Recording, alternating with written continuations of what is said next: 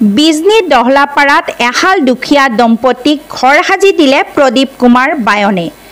চিৰাং জিলাৰ বিজনী মহকুমাৰ অন্তৰ্গত শিয়ালমাৰী দহলাপাৰাত বসবাস কৰা এহাল দম্পতীহালে লোকৰ ঘৰত দিন হাজিৰা কৰি জীৱন নিৰ্বাহ কৰি আহিছে।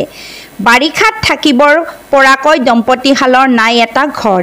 এই খবৰ লাভ কৰি পাৰিষদ প্ৰদীপ কুমাৰ বায়নে দম্পতীহালৰ ঘৰত উপস্থিত হৈ বৰ্তমান থাকিব পৰাকৈ এটা টিংপাতৰ ঘৰ সাজি দিব বুলি প্ৰতিশ্ৰুতি দিয়ে। কথামতে আজি এই দম্পতীহালত অস্থায়ী ঘৰ সাজি দি মহানুভৱতাৰ পৰিচয় দাঙি ধৰিলে বিটিয়াৰ পাৰিষদ প্ৰদীপ কুমাৰ বায়নে। দুখীয়া দম্পতীহালৰ নাম দময়ন্তী ৰায় আৰু সুবল ৰায়। পাৰিষদগৰাকীয়ে ব্যক্ত কৰে যে দময়ন্তী ৰায় আৰু সুবল ৰায়ে চৰকাৰী আৱাস পোৱাত কিছু পলম হ'ব, সেয়ে আজি নিজৰ গাঁঠি ধনেৰে চৰকাৰী ঘৰ নোপোৱালৈ থাকিব পৰাকৈ এটা ঘৰ সাজি দিয়ে। প্ৰদীপ কুমাৰ বায়নে এনেধৰণৰ কাম কৰি নিজকে বহু সুখী অনুভৱ কৰে বুলি সংবাদ মাধ্যমৰ সন্মুখত মন্তব্য কৰে।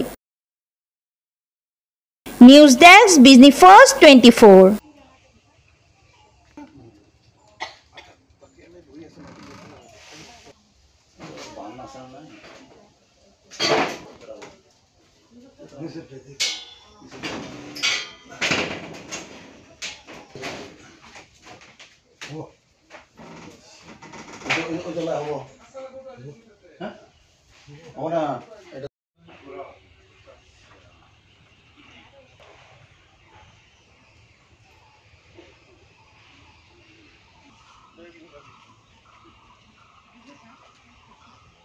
মই দহলাপাৰাত আহি দেখিলোঁ দময়ন্তী বাই।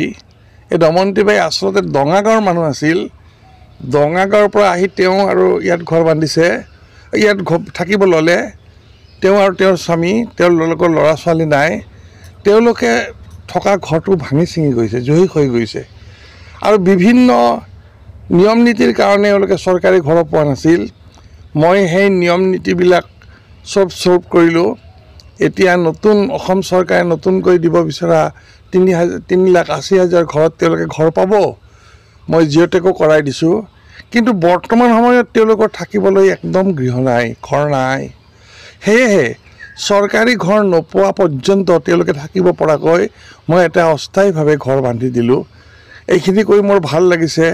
এনেহেন কাম কৰি মই ভাল পাওঁ। আৰু ভূপেন হাজৰিকাই কোৱাৰ দৰে মানুহে মানুহৰ বাবে যদিহ অকণে নেভাবে ভাবিব কোনে নোকোৱা।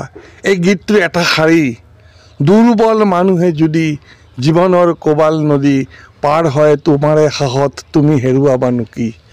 এইবিলাক কথা অনুসৰণ কৰি দময়ন্তী বাইৰ এটা অস্থায়ী ঘৰ বান্ধি দিলোঁ আৰু এইখিনি কৰি মই বৰ আনন্দিত হ'লোঁ। ধন্যবাদ।